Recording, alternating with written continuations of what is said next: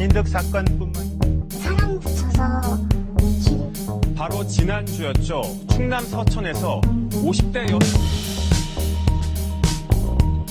조현병 범죄로만 알려졌던 진주 강화 살인사건의 또 다른 본질이 스토킹 범죄임을 짚었습니다. 특히 살인사건 관련 법원 판결문을 분석해 피해자가 여성인 사건의 30%가량이 스토킹 범죄 이후에 발생했음을 드러냈습니다. 그동안 상대적으로 가볍게 취급해오던 스토킹 범죄가 여성에게 얼마나 큰 공포를 주는지 그 실체를 드러내고 공론화한 것입니다.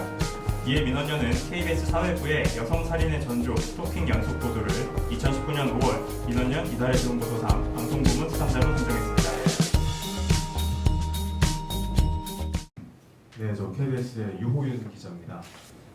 저희 이슈팀, 사회부 안에 있는 이슈팀이 저희가 이번 보도를 했는데 사실 저희 팀은 3월 달에 처음으로 꾸려졌어요. 조금 무겁지 않은 탐사, 또 이제 현장성 있는 그런 기획 보도를 위해서 따로 이제 만들어진 팀인데, 사실 그 전에는 뭐 정준영 보도나 아니면 김학의 전 차관 보도 같은 내용들을 따라붙는 보도를 많이 하다가, 사실 이번에 한번 저희가 선도할 수 있는 이슈가 무엇일까를 한번 정해보자고 해서 만들어진 아이템, 첫 아이템이 이번 그 스토킹 연속 보도였습니다. 근데 결과적으로 저희가 분석했는데 그 결과보다 생각보다 여성 살인의 전조 증상으로 스토킹이 상당히 많이 확인돼서 저희 팀 역시도 놀랐고, 그런 보도를 통해서 조금 더 스토킹이 앞으로 현재 법안이 없거든요. 처벌할 수 있는 법안이 없는데 딱 이 법에 대한 스토킹에 대한 전문화된 법안이 없는 상황인데 거기에 대한 처벌 강화를 이끌어낼 수 있는 여론 조성에 조금은 기여한 것 같아서 저희 나름대로 뿌듯하고,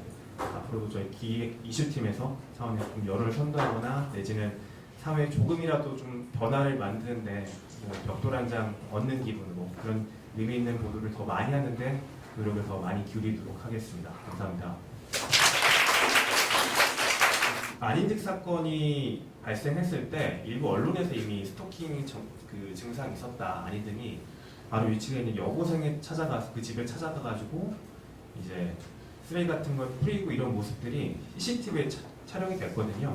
사실 그 영상이 마련된 계기가 그 여고생네 집에서 안인득이 그런 식으로 스토킹을 하니까 거기에 한 체증을 위해서 달았던 영상이었거든요. 그래서 그 영상을 소개하면서 그런 것들이 거론이 됐는데, 워낙 그 사안 자체가 중대했고 또 관련돼서 이제 안인득의 조현병이 있었기 때문에 모든 보도의 초점이 조현병에 맞춰져서 이렇게 진행이 됐었거든요.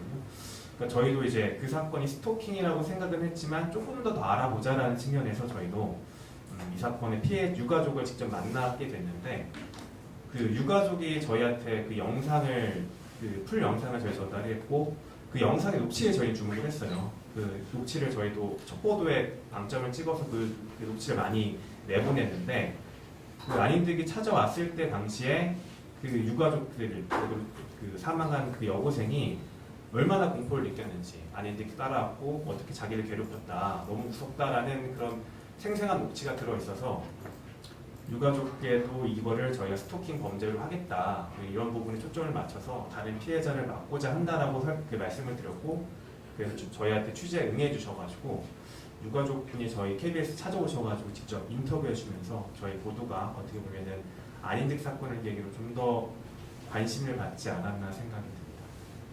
저희가 사실은 접촉한 피해자가 상당히 많았어요. 근데 다들 거절을 많이 당했거든요. 근데 거절의 이유가 공포감 때문이었습니다. 왜냐하면 이 보도가 나가게 되면 가해자를 자극한다.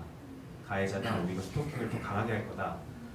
아울러서 어떤 피해자분 같은 경우에는 자기는 지금 스토킹 가해자한테 당당한 입장이다. 오히려 나는 애한테 주눅든 모습을 보이고 내가 겁에 질린 모습을 보이면 애가 나한테 오히려 재미를 느끼고 더 할 것 같다라는 그런 우려가 컸는데, 만약에 제가 자신이 방송에 나가서 인터뷰를 해서 힘들다는 얘기를 하게 되면 결국 가해자가 거기에 대해서 오히려 재밌어하지 않겠냐, 그런 공포감을 많이 느끼셔서 저희도 이거를 피해자분을 특정하는 건 참 어렵다라고 생각이 들었고, 더군다나 저희는 방송이기 때문에 그분을 뭐 설사 음성 변조를 하더라도 이렇게 인터뷰를 하는 것이 참 어렵겠구나, 2차 피해가 또 있을 수 있겠구나라는 생각이 들어서, 사실 그래서 부득이하게 제가 생각했던 방법이 음성 대역이었거든요. 그러니까 피해자 여성분한테 저희가 서면으로 자기가 피해를 당한 거를 저희가 쭉 내역을 받았어요.